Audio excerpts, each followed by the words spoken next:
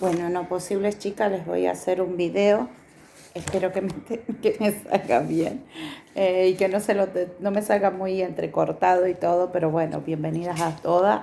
Eh, y bueno, vamos a ver, nosotros estamos viendo ya con las chicas que tengo en el estudio, estamos viendo el tema en el libro de Esther, que de lo que se trataba era de el estudio de Amán y sus 10 hijos, lo que viene a ser Amán, es la inclinación al mal, lo que estuvimos viendo, porque yo se lo voy a leer un poquito, y bueno, capaz que en el video les va a quedar mejor, entonces ustedes lo van a poder recopilar muchas veces, entonces para que lo puedan entender, algunas que lo quieren borrar después del video o lo que sea, lo van escribiendo. Dice Amán y los 10 hijos. Vamos a ver la parte de Amán, dice, quién es él en nuestro entorno y qué significa él en nuestro entorno y cómo podemos identificarlo dentro de la fiesta de Purim. Que sabemos que los judíos hacen una fiesta en el cual se le llama así, es la connotación así, Purim. Permiso. Perdón. Purim.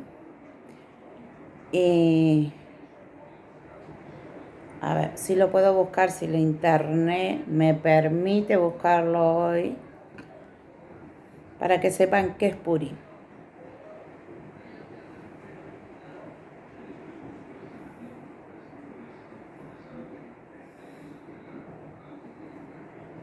Bien.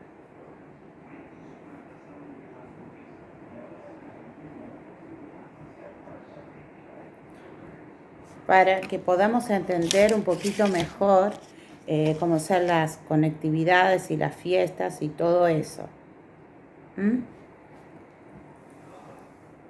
Dice, el Purim es la conmemoración del momento en que el rey Amán fracasó en su intento por exterminar a los judíos, allá por lejano, dice por el siglo V. Para entender por qué esta fiesta judía es la más alegre del calendario hebreo, porque se permite la comida sin límite y dice, hacer un poco de historia. Dice, en el antiguo imperio persa abarcaba 127 países y el pueblo judío formaba parte de sus súbditos. Uno de los reyes persas era Amán, que tenía amigos, pero también enemigos, y uno de ellos era el rey Asuero. Ejecutó, dice, a su mujer para sustituirla. Se organizó un concurso de belleza que ganó una joven judía, Esther, pero Esther mantuvo en secreto su origen. Mientras tanto, Amán, conocido antisemita, fue nombrado primer ministro del imperio persa. Todos los gobernantes de los países gobernados por el imperio debían rendir pleitesía a Amán, o es como decir obediencia, para que me entiendan. Pero el líder del pueblo judío y primo de Esther, Mordejai, se negó a hacerlo, o Mardoqueo, Mordejai se dice en hebreo, se negó a hacerlo. Entonces Amán, preso de un tremendo arrebato de ira, convence al rey persa de que ordene exterminar a todos los judíos del reino en un solo día, ya fueran hombres, mujeres, niños o ancianos.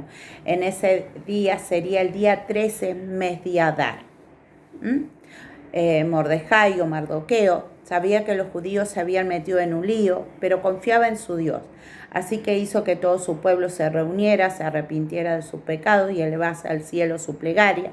Mientras tanto, Esther tenía planes un poco más prácticos. Viendo lo que iba a pasar, se llevó a su esposo a un lugar privado que vendría a ser el rey y le reveló quién era y que pertenecía la etnia judía.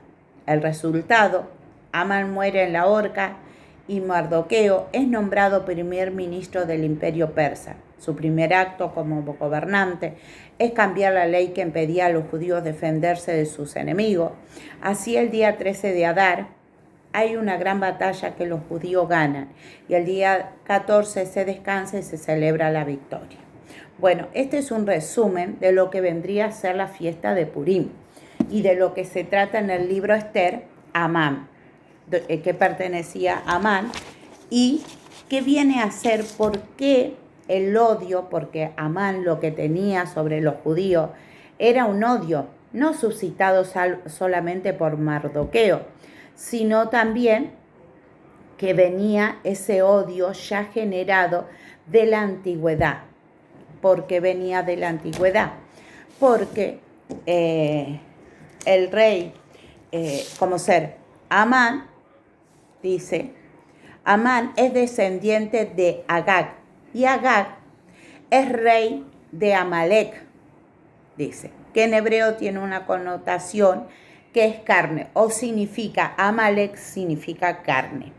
Entonces, bien, como Amán es descendiente de Agag, que es de ese país, del rey de los amalecitas, de Amalek, y Amalek había sido, vamos a leerlo, ahora con el video creo que se me hace más fácil, pero es para que ustedes lo tengan todo bien. ¿Cómo decir? ¿Por qué venía generado o de dónde venía el odio que Amán tenía hacia los judíos? Y acá lo vamos a ver, era porque Saúl, de parte de Dios, había tenido una orden en el cual tenía que, ¿cómo es que se llama? Él tenía que a los amalecitas, los tenías que terminar todo, matar todo, animales, bueyes, niños, mujeres, todo de parte de Dios. ¿Por qué? Porque era un pueblo muy idólatra, un pueblo donde había mucha maldad, mucha malicia. Si bien sabemos que Dios no está de parte de la malicia o del pecado en extremo, entonces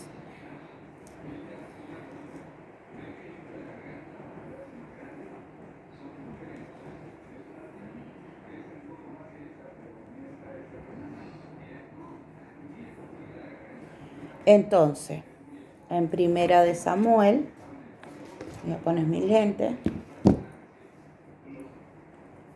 Primera de Samuel 15, se encuentra en donde Saúl,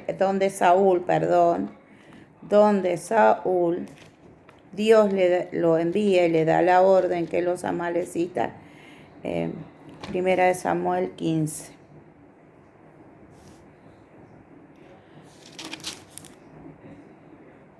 Dice, Saúl perdona al rey Agag. En Primera de Samuel, capítulo 15, dice, después Samuel dijo a Saúl, Jehová me envió a que te ungiese por rey sobre su pueblo Israel. Ahora pues está atento a las palabras de Jehová. Así ha dicho Jehová de los ejércitos, yo castigaré a lo que hizo Amalek a Israel, a lo ponérsele en el camino cuando subía a Egipto.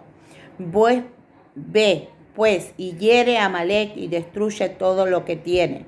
Y no te apiades de él. Mata a hombres, mujeres, niños y aún los de pecho, vacas, ovejas, camellos y asnos. Saúl, pues, convocó al pueblo y le pasó revista en Telaim 200.000 de a pie y 10.000 hombres de Judá. Y viniendo Saúl a la ciudad de Amalek, puso emboscada en el valle, y dijo Saúl a los ceneos, idos, apartaos y salid de entre los de Amalek, para que no destruya juntamente con ellos. Porque vosotros mostrasteis misericordia a todos los hijos de Israel cuando subían de Egipto, y se apartaron de los ceneos de entre los hijos de Amalek. Y Saúl derrotó a los amalecitas desde Ávila hasta llegar a Shur, que está al oriente de Egipto, y tomó vivo a Agag, rey de Amalek, pero a todo el pueblo mató a filo de espada.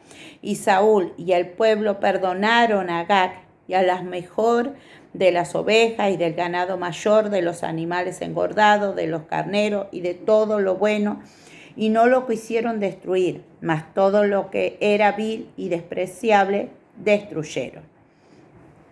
Bien, entonces ahí podemos ver que Dios le da una orden a Saúl. ¿De matar a quién? Al rey de Agag. Al rey Agag, que era de Amalek. ¿Por qué? Porque se le había interpuesto, dice, cuando el pueblo de Israel subía para ser libertado, para ser libre. Y acá tenemos otra connotación más, creo que les va a quedar muy completo.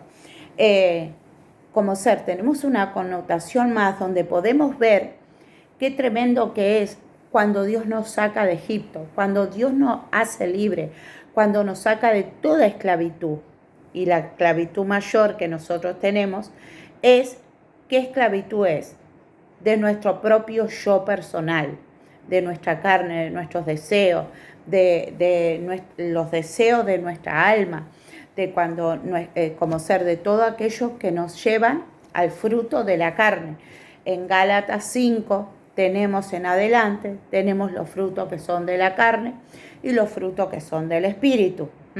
Pero bueno, dice ¿qué hizo el rey de Agag?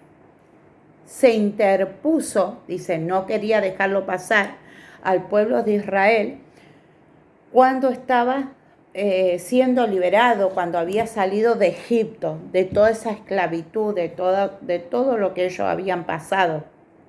Y cuando nosotros salimos de la esclavitud de un mundo secular, de una vida secular, de todo aquello que nos destruye, de toda práctica, de toda acción, de todo pensamiento, de todo sentimiento, de todas emociones, de todo aquello viene ¿de dónde? De Egipto, de un mundo secular, de un mundo apartado de Dios, de un mundo que no tiene nada que ver con Dios, que no tiene nada que ver y no quiere tener nada que ver con Dios.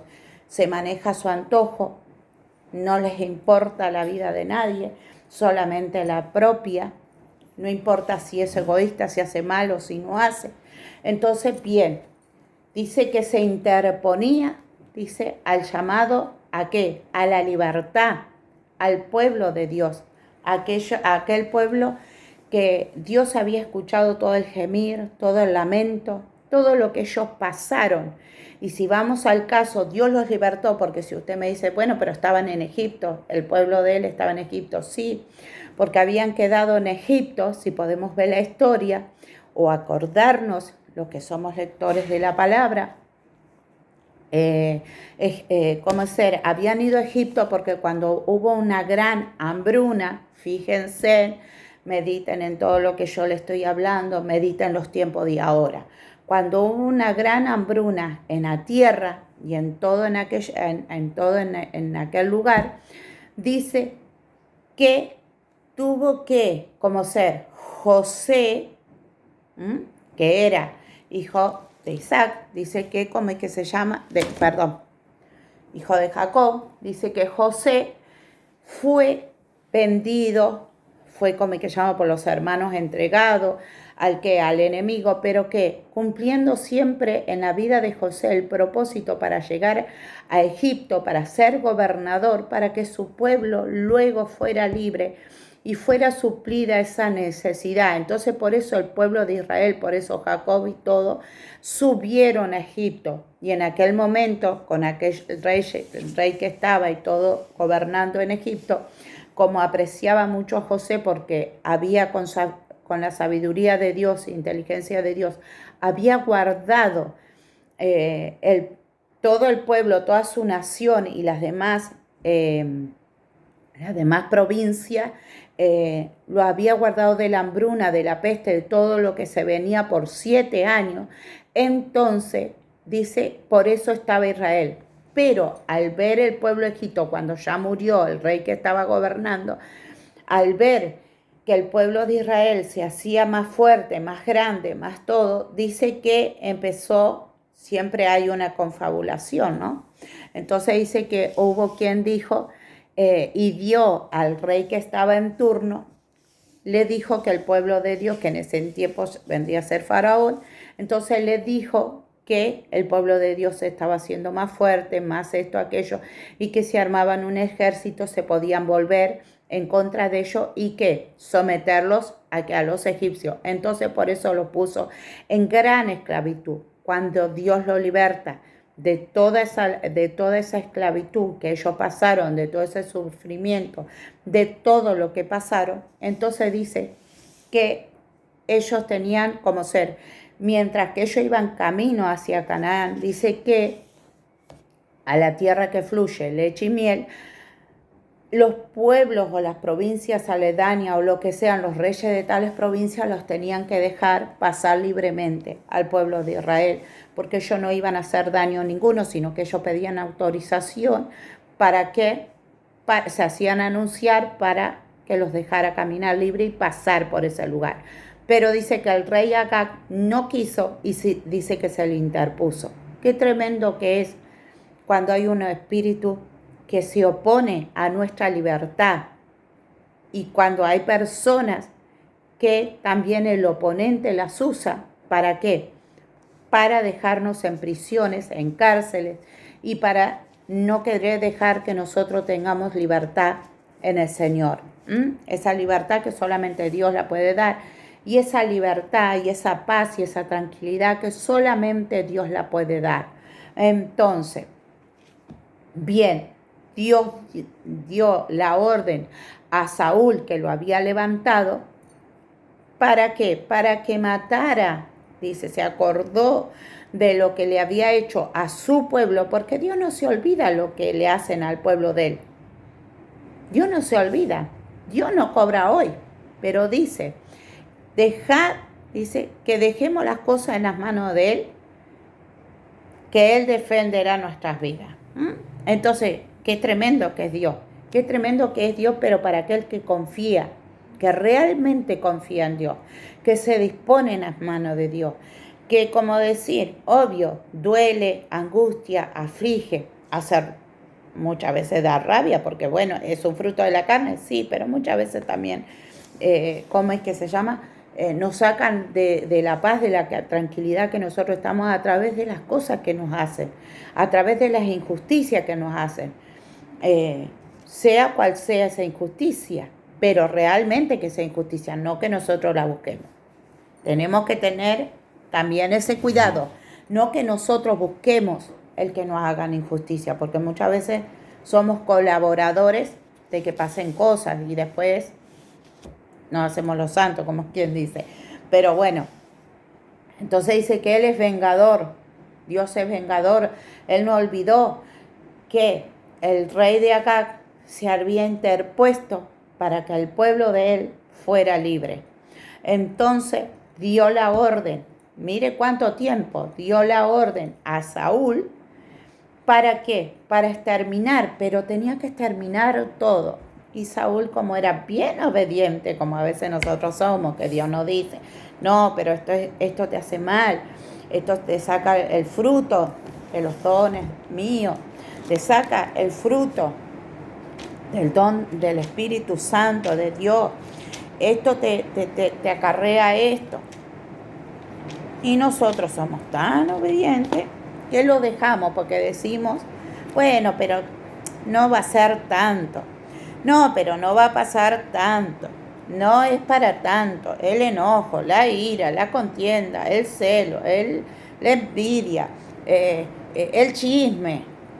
No, pero no es tanto. ¿Qué va a ser tanto? No, no es tanto. No hace nada. Sí hace, porque si la palabra de Dios dice que, como decir, en hebreo se dice la Shon Shara, el chisme, el andar chismeando, el andar murmurando, el andar hablando, todo eso, Dios no lo ve de agrado. Entonces quiere decir que hay un espíritu detrás de eso y nosotros le estamos dando lugar y estamos siendo partícipes con nuestro cuerpo, con nuestra lengua, con nuestros miembros que deben alabar y bendecir el nombre de Dios y glorificar su nombre. ¿Para qué?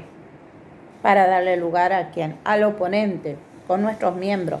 Entonces, bueno, y Dios nos llamó a la libertad y debemos cuidar esa libertad y debemos velar por esa libertad. Porque a Él le costó, a Dios le costó nuestra libertad, a Dios le costó nuestra remisión de pecado, le costó que el Señor fuera allí al madero y que diera su vida por nosotros. Bien. Estaba buscando en el libro de Gálatas, capítulo 5, versículos 16, dice: digo pues, andad en el Espíritu y no satisfagáis los deseos de la carne. Por ahí alguna palabra me cuesta pronunciar. Bueno, porque el deseo de la carne es contra el Espíritu y el Espíritu es contra la carne. Y estos se oponen entre sí para que no hagáis lo que quisieres. Pero si sois guiado por el Espíritu, no estás bajo la ley. Y manifiestas son las obras de la carne, que son adulterio, fornicación, inmundicia, lascivia, idolatría, hechicería, enemistades, pleitos, celos, ira, contienda, disensiones, herejías, envidias, homicidios, borracheras, orgías y cosas semejantes a estas, acerca de los cuales os amonesto, como ya os lo he dicho antes, que los que practican tales cosas no heredarán el reino de Dios. Mas el fruto del Espíritu es amor, gozo, paz, paciencia, benignidad, bondad, fe, mansedumbre, templanza. Contra tales cosas no hay ley. Pero los que no son de Cristo han crucificado la carne con sus pasiones y deseos. Si vivimos por el Espíritu, andemos también por el Espíritu. No nos hagamos vanagloriosos, irritándonos los unos a los otros, envidiándonos los unos a los otros. Pero bueno, en esta palabra, en estos versículos, nos dice la libertad. Nos dice la libertad que el Señor compró para tu vida. Nos dice la libertad que cuando nosotros fuimos saliendo, amén, de la esclavitud, que fuimos saliendo de allí, de Egipto. A ver, ¿qué es Egipto? Cuando nuestros pensamientos, cuando todo nuestro ser estaba en esclavitud de todas estas cosas, del deseo de la carne que viene a ser Amalek, porque Amalek tipifica o significa, como ustedes lo quieran ver, carne. Entonces, este es el fruto de la carne. Bien, nosotros no podemos decir esto sí, esto no lo dejo, como hizo Saúl. ¿Saúl qué hizo? Tenía una orden, pero él dice que la orden dijo esto sí, esto no, esto sí, esto no. Bien, ¿qué nos dice el Señor? No. Bien, ¿por qué? Porque siempre queda la ramificación. ¿Y qué pasó? Siempre queda algo, de eso siempre queda algo. Imagínense que Amán venía de ahí. Si Saúl hubiese matado todo eso, quizás se hubiese terminado ahí. Porque dice que Amán era de ahí, del reino de ¿qué? De Agag. De donde, ¿cómo es que se llama? De donde, tenía que haber matado, descendiente de Agag, de donde había tenido que haber matado los hijos, todo. Entonces, ¿a dónde fue? A un reino, ¿para qué? Para molestar otra vez al pueblo de Dios y levantarse nuevamente contra el pueblo de Dios. Por eso Amán odiaba a los judíos, los odiaba. Había un espíritu de ¿qué? De venganza. Bien, entonces, dice que Amán y sus 10 hijos, que lo podemos ver en el libro de Esther, lean el libro de Esther muy pasadamente, que es muy, muy edificativo. Pero usted lo encuentra a lo que dice de Amán en Esther capítulo 7 y versículo 9, y después de los hijos de Amán en capítulo 9, versículos 7 y 9. Entonces ahí habla de Amán. ¿Qué pasó? Amán, como ser, quiere decir Amán y sus hijos, o muchas veces podemos decir Amán y su descendencia, o como lo quiera llamar a usted, pero los hijos que vendrían a tipificar o ser, son las ramificaciones. Es como decir, este es el tronco del árbol y ¿qué tiene un árbol? Todas las ramas en el cual, está el follaje, los frutos, si es de fruto el árbol o lo que sea. Pero bueno, entonces, Amán viene a ser lo que era el tronco y los 10 hijos las ramas. Cada uno de ellos cada uno de los nombres de los hijos de Amán significa, tipifica algo, como decir, tipifica algo que es contra nuestra vida espiritual, que no nos permite en nuestra vida espiritual estar estable, que no nos permite, como es, asentarnos, que no nos permite afirmarnos, que no permite que nosotros, como decir, queremos hacer el bien, como decía Pablo, el bien que yo quisiera hacer no lo hago, y el mal que no quisiera hacer sí lo hago.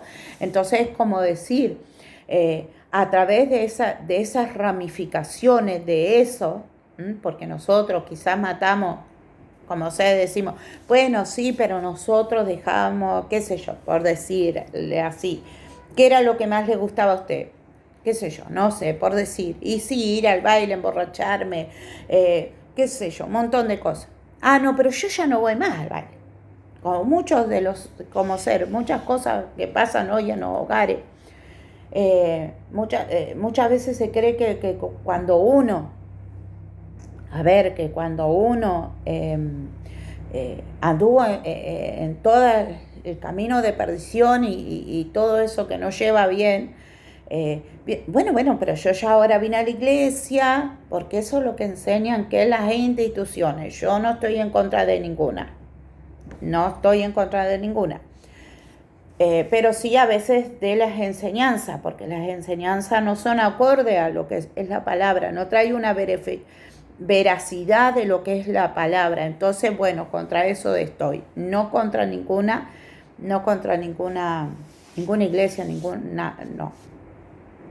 Líbreme Dios de eso, porque son personas que también quieren hacer el bien. Pero bueno, hacer el bien a medias como lo hacía Saúl tampoco sirve en la presencia del Señor. Así nos enseña la palabra, no yo, la palabra. Entonces, bien. No, bueno, hermano, usted llegó, o hermana, llegó, se bautizó, ya hizo la oración de fe, de renunciamiento, de esto, de aquello, de lo otro. Bien.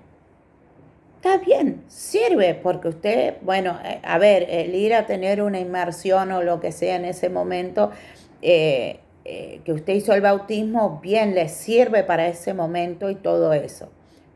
Pero usted tiene en su vida privada, en sí, porque usted lo hizo, una circuncisión viene a ser llamada así espiritual.